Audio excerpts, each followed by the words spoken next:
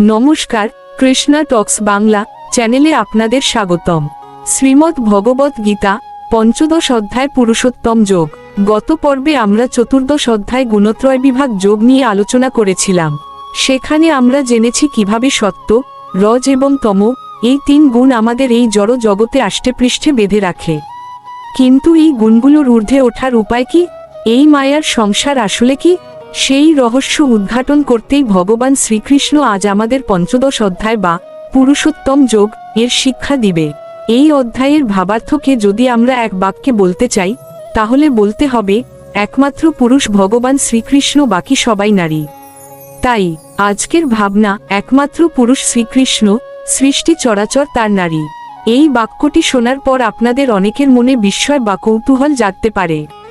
আপনারা হয়তো ভাবছেন, এই পৃথিবীতে কোটি কোটি পুরুষ মানুষ রয়েছেন, তবে কেন আমি বললাম যে একমাত্র পুরুষ শ্রীকৃষ্ণ? আসলে এই দর্শনের গভীরে প্রবেশ করলে দেখা যায়, এখানে পুরুষ বলতে কোনো শারীরিক অবয়ব বা লৈঙ্গিক পরিচয়কে বোঝানো হয়নি। শাস্ত্রীয় এবং আধ্যাত্মিক পরিভাষায় পুরুষ শব্দের প্রকৃত অর্থ হল যিনি পরম ভোক্তা, দ্য আল্টিমেট এনজয়ার, যিনি সবকিছুর আদি উৎস এবং যিনি এই নিখিল বিশ্বব্রহ্মাণ্ডের একমাত্র সার্বভৌম নিয়ন্ত্রক বা ঈশ্বর। আমাদের এই জড় জগতে আমরা পুরুষ বা নারী যে দেহেই জন্মগ্রহণ করি না কেন, আমরা আদতে ভগবানের তটস্থা শক্তি বা জীবশক্তি। শ্রীকৃষ্ণ এই পঞ্চদশ অধ্যায় নিজেকে পুরুষোত্তম বলে ঘোষণা করেছেন, যার অর্থ হল তিনি ক্ষোর অর্থাৎ বিনাশশীল জগৎ এবং অক্ষর অর্থাৎ মুক্ত আত্মা, উভয়েরই অতীত এবং শ্রেষ্ঠ। আমরা যারা জীবাত্মা, আমরা পরমাত্মার অংশ হিসেবে তার ওপর চিরকাল নির্ভরশীল। যেমন একটি লতা তার বেঁচে থাকার জন্য একটি বৃক্ষকে অবলম্বন করে জড়িয়ে থাকে, ঠিক তেমনি প্রতিটি জীবাত্মা তার অস্তিত্বের জন্য সেই পরম পুরুষের ওপর নির্ভরশীল। এই গভীর আধ্যাত্মিক নির্ভরশীলতার সম্পর্কটিকেই শাস্ত্রকাররা নারী ও পুরুষ বা প্রকৃতি ও পুরুষ তত্ত্বের মাধ্যমে প্রকাশ করেছেন। সহজভাবে বলতে গেলে শ্রীকৃষ্ণ হলেন সেই মহাসমুদ্র, আর আমরা হলাম তার তটের বালুকণা বা ক্ষুদ্র জলবিন্দু। তিনি হলেন সেই পরম স্বামী বা পালক, যার আশ্রয়ে এই চরাচর সুরক্ষিত।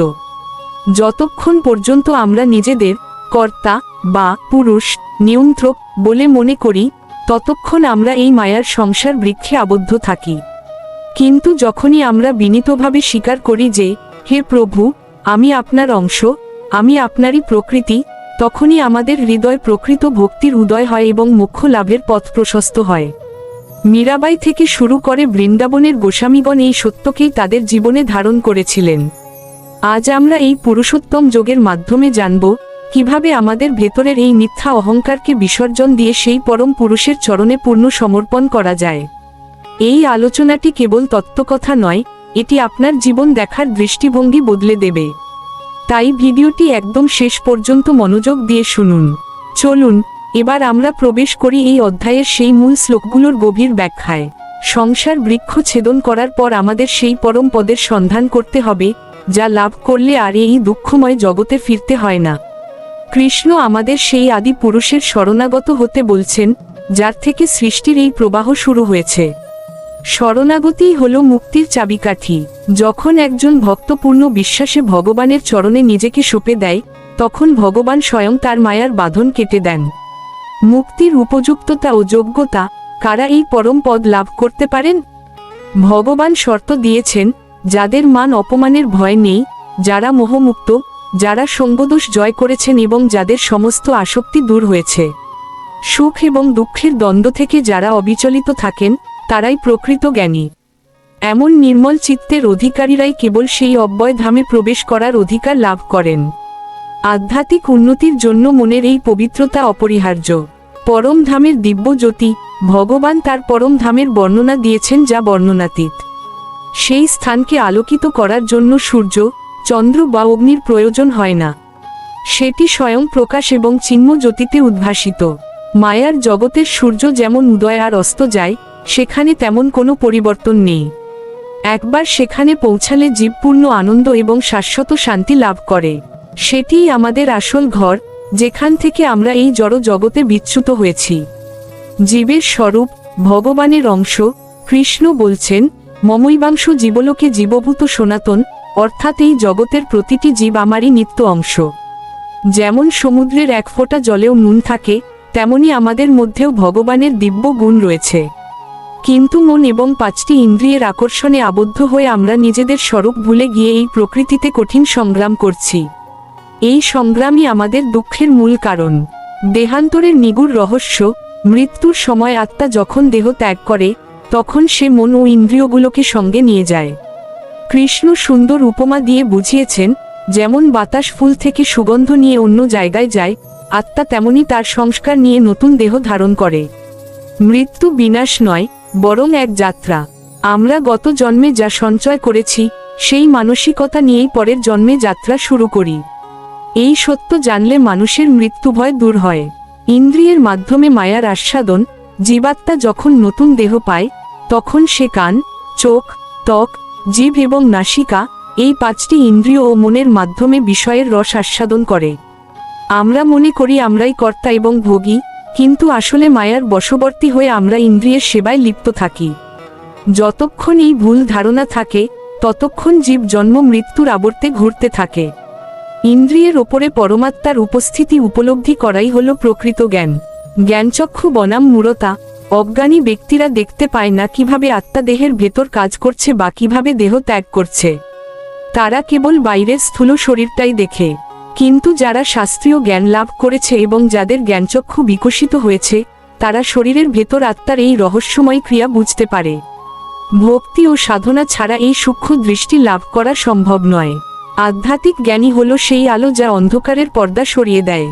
যোগীদের সাধনা ও হৃদয়ের দর্শন।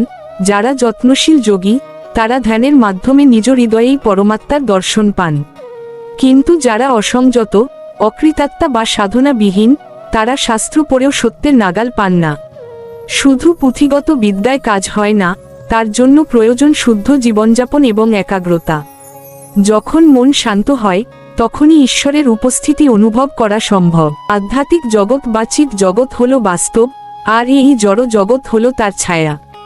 যেমন আয়নায় নিজের মুখ দেখলে তা আসল নয়, তেমনি এই জগতের সুখ আসল সুখের একটি ছায়া মাত্র। এই সত্য উপলব্ধি করলে আমাদের জাগতিক বস্তুর প্রতি মোহ কমতে শুরু করে। মায়ার বাঁধন ও জীবের অস্মিতা। আমরা কেন এই সংসার বৃক্ষের ডালে আটকে থাকি? কারণ আমাদের অস্মিতা বা মিথ্যা অহংকার। আমরা মনে করি, আমি এই দেহের মালিক, বা আমি এই পৃথিবীর ভোগকর্তা। এই ভুল ধারণাটিই হলো সেই অদৃশ্য আঠা যা আমাদের সংসার বৃক্ষের সাথে আটকে রাখে।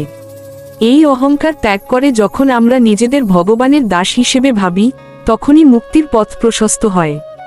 বৈরাগ্যের ব্যবহারিক প্রয়োগ। বৈরাগ্য মানে সব ছেড়ে বনে যাওয়া নয়। শ্রীকৃষ্ণ এখানে বৈরাগ্যকে একটি অস্ত্রের সাথে তুলনা করেছেন। এর ব্যবহারিক অর্থ হল সংসারে থেকেও অনাস্ত থাকা, প্রতিটি বস্তুকে ভগবানের সম্পত্তি হিসেবে দেখলে এবং নিজেকে কেবল একজন কেয়ারটেকার বা রক্ষক মনে করলে আসক্তির টান কমে যায়। এটি সংসার বৃক্ষের মূল কাটার মনস্তাত্ত্বিক কুঠার। প্রকৃতির গুণ ও আত্মার কারাবাস। সত্য, রজ এবং তম, এই 3 গুণ হল জেলখানার 3টি আলাদা রঙের দেয়াল। সত্য গুণ হয়তো সোনালী দেয়াল, কিন্তু সেটিও তো দেয়াল। এই 20টি শ্লোকের গভীরে লুকিয়ে আছে কিভাবে এই গুণত্রয়কে অতিক্রম করে গুণাতীত হওয়া যায়। আমাদের লক্ষ্য কেবল ভালো মানুষ হওয়া নয়, বরং দৈব চেতনায় উন্নীত হওয়া। আত্মার শুদ্ধিকরণই হল ঈশ্বর দর্শনের একমাত্র পথ। ভগবানের বিভূতি ও বিশ্বশক্তি, সূর্যের যে প্রচণ্ড তেজ সারা জগৎকে আলোকিত করে, চন্দ্রের যে শান্ত স্নিগ্ধতা এবং অগ্নির যে দহন ক্ষমতা, এই সবই ভগবানের শক্তির প্রকাশ। প্রকৃতির কোনো শক্তিই স্বতন্ত্র নয়। আমরা যা কিছু শক্তিমান এবং সুন্দর দেখি, তা শ্রীকৃষ্ণের এক সামান্য বিভূতি মাত্র। প্রকৃতির এই অলৌকিক দানগুলো আমাদের স্মরণ করিয়ে দেয় যে, সৃষ্টিকর্তার কৃপা ছাড়া আমরা এক মুহূর্তও চলতে পারি না। পুষ্টি ও প্রাণের আধার। ভগবান বলছেন, তিনি পৃথিবীতে প্রবেশ করে তার তেজ দ্বারা সমস্ত ভূতকে ধারণ করেন। তিনি ঔষধি বা উদ্ভিদ জগতের মধ্যে সোম, চন্দ্র রূপে প্রবেশ করে তাদের পুষ্টি এবং স্বাদ প্রদান করেন। আমরা যে ফলমূল বা শস্য গ্রহণ করি, তা কেবল প্রকৃতির দান নয়, তা স্বয়ং ভগবানের কৃপা। তার শক্তিতেই প্রাণীকুল বেঁচে থাকার রসদ পায় এবং প্রকৃতি তার ভারসাম্য রক্ষা করে। বৈষাণুর অগ্নি ও জীবন প্রক্রিয়া। আমাদের পেটের ভেতরে যে পাচক শক্তি বা জঠরাগ্নি রয়েছে, ভগবান বলছেন তা তিনি বৈশানোর অগ্নি হয়ে প্রাণ ও অপান বায়ুর সাহায্যে আমরা যে 4 প্রকার খাদ্য গ্রহণ করি তা পরিপাক করেন। আমাদের জীবন ধারণের প্রতিটি শরীরবৃত্তীয় কাজ তার মাধ্যমেই সম্পন্ন হয়। আমরা যখন আহার করি তখন প্রকৃতপক্ষে সেই নৈবেদ্য আমাদের ভেতরে থাকা পরমাত্মাকেই অর্পণ করা হয়। হৃদয় ভগবানের সার্বভৌমত্ব। কৃষ্ণ বলছেন, সর্বস্ব চাহং হৃদি সন্নিবিষ্ট, আমি সকলের হৃদয় পরমাত্মা রূপে অবস্থান করছি। আমাদের স্মৃতি, জ্ঞান এবং কোনো কিছু ভুলে যাওয়া, বিস্মৃতি সবই তার থেকে আসে। সমস্ত বেদের আসল উদ্দেশ্য হল শ্রীকৃষ্ণকে জানা। তিনিই বেদান্তের রচয়িতা এবং বেদের প্রকৃত অর্থ কেবল তিনিই জানেন। আমাদের বুদ্ধির অন্তরালে কাজ করে তারই অসীম প্রজ্ঞা। ক্ষোর, অক্ষর ও পুরুষোত্তম তত্ত্ব। এই বিশ্বে 2 প্রকার পুরুষ আছেন, ক্ষোর যারা পরিবর্তনশীল ও বিনাশশীল, এবং অক্ষর যারা মুক্ত ও অবিনাশী। কিন্তু এই 2-এর ঊর্ধ্বে আর একজন শ্রেষ্ঠ পুরুষ আছেন, যাকে বলা হয় পরমাত্মা বা পুরুষোত্তম। তিনি এই 3 লোক ধারণ করে আছেন এবং সবার ঈশ্বর। এই পুরুষোত্তম তত্ত্বই গীতায় ভগবানের সর্বোচ্চ পরিচয়। তিনি নশ্বর জগৎ এবং মুক্ত আত্মা উভয়েরই পরম আশ্রয়। পুরুষোত্তম যোগের উপসংহার, যিনি মোহমুক্ত হয়ে ভগবান শ্রীকৃষ্ণকে সেই পুরুষোত্তম হিসেবে জানেন, তিনি প্রকৃত জ্ঞানী। তিনি আর অন্য দেবদেবীর পেছনে না ছুটে একনিষ্ঠভাবে ভগবানের ভজনা করেন। কৃষ্ণ এই অধ্যায়কে গুহ্যতম শাস্ত্র বা অত্যন্ত গোপনীয় জ্ঞান বলে অভিহিত করেছেন। এই সত্য যে উপলব্ধি করে সে জাগতিক মোহ কাটিয়ে ধন্য হয় এবং পরম শান্তি লাভ করে। যেমন পদ্মপাতা জলে থাকে কিন্তু জল তাকে স্পর্শ করতে পারে না, তেমনি আমাদেরও কর্ম করতে হবে কিন্তু ফলের আশা বা আসক্তি রাখা চলবে না। এটিই হল প্রকৃত পুরুষোত্তম যোগের সাধনা, পরমাত্মার সন্ধানে অন্তর্মুখী যাত্রা। ভগবান বলেছেন সেই পরম পদের অন্বেষণ করতে। এই অন্বেষণ বাইরের জগতে নয়, বরং অন্তরের গভীরে। আমাদের পঞ্চেন্দ্রিয় সবসময় বাইরের বিষয়ের দিকে ছুটে চলে। মোহের অন্ধকার ও জ্ঞানের আলো। মোহ হলো একটি কুয়াশার মতো যা আমাদের দৃষ্টিকে ঝাপসা করে দেয়। পঞ্চদশ অধ্যায় আমাদের শেখায় যে আমরা যাকে আপন ভাবছি বা যা কিছু চিরস্থায়ী ভাবছি তা আসলে কুয়াশার মতো ক্ষণস্থায়ী। জ্ঞানের আলো যখন জ্বলে ওঠে তখন এই মোহের অন্ধকার বিদায় নেয়। তখন মানুষ বুঝতে পারে যে কৃষ্ণ ছাড়া আর কেউ আমাদের আপন নয় এবং তার ধামই আমাদের আসল গন্তব্য। আসক্তি ত্যাগের মনস্তত্ত্ব। আসক্তি কেন তৈরি হয়? যখন আমরা কোনো বস্তুর ওপর মালিকানা দাবি করি। ক্ষোর ও অক্ষরের গূঢ় অর্থ, জড় জগতের সবকিছুই ক্ষোর বা পরিবর্তনশীল। এমনকি ব্রহ্মা থেকে শুরু করে একটি ছোট পিঁপড়ে পর্যন্ত সবাই এই নিয়মের অধীন। কিন্তু যারা মুক্ত পুরুষ তারা অক্ষর।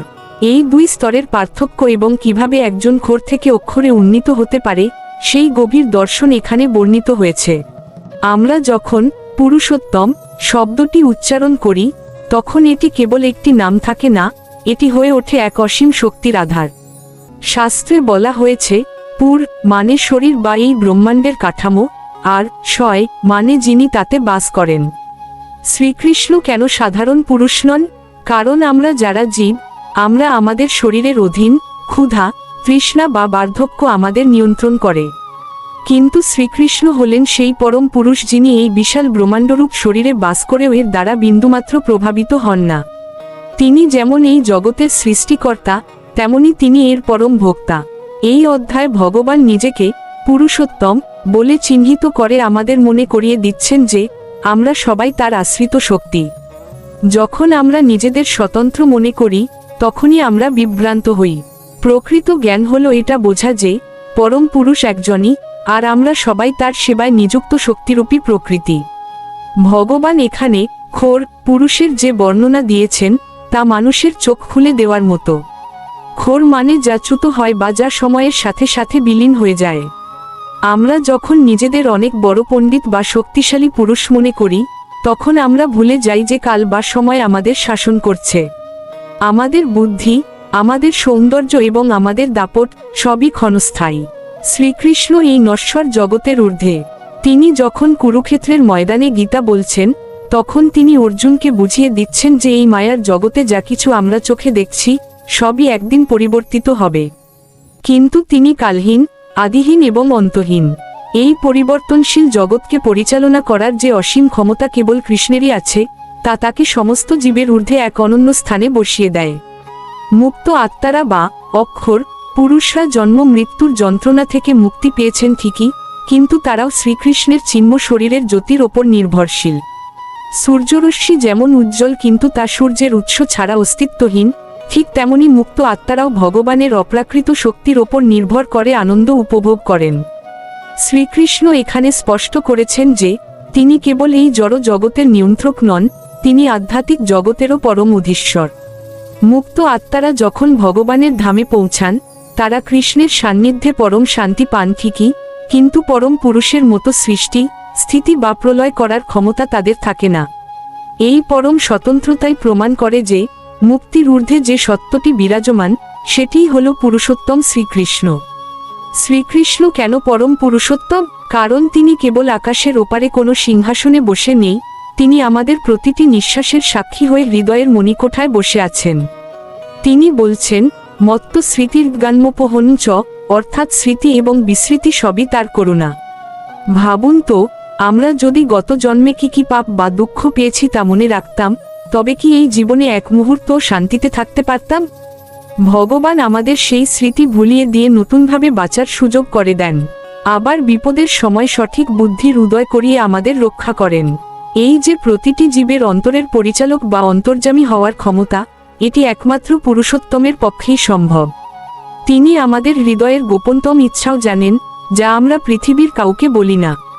আমরা হয়তো মনে করি পৃথিবী তার নিজের নিয়মেই চলছে, কিন্তু কৃষ্ণ বলছেন এই ভারসাম্যের মূলে রয়েছে তার ওজ বা তেজ। তিনি পৃথিবীতে প্রবেশ করে তার ঐশ্বরিক শক্তির দ্বারা সমস্ত উদ্ভিদ ও ঔষধিকে পুষ্ট করেন। এই যে আমরা খাবার খাই এবং তা থেকে প্রাণশক্তি পাই, এই রাসায়নিক ও আধ্যাত্মিক প্রক্রিয়ার মূলে রয়েছেন স্বয়ং কৃষ্ণ। তিনি চাঁদের আলো হয়ে ফসলে অমৃত সঞ্চার করেন। যদি তার এই প্রাণশক্তি প্রকৃতি থেকে হারিয়ে যেত, তবে সারা জগৎ এক মুহূর্তেই ছাই হয়ে যেত। বিজ্ঞান যেখানে এসে থমকে দাঁড়ায়, সেখান থেকেই পুরুষোত্তমের শক্তির প্রকাশ শুরু হয়। এই বিশ্বচরাচরের প্রতিপালনকারী হিসেবে তার এই ভূমিকা অতুলনীয় এবং অপ্রতিদ্বন্দ্বী। বেদের হাজার হাজার শ্লোক, উপনিষদ বা পুরাণ পড়ার মূল উদ্দেশ্য কি? ভগবান খুব সহজ করে এই অধ্যায় বলছেন যে সব শাস্ত্রের মাধ্যমে আসলে তাকেই খোঁজা হচ্ছে।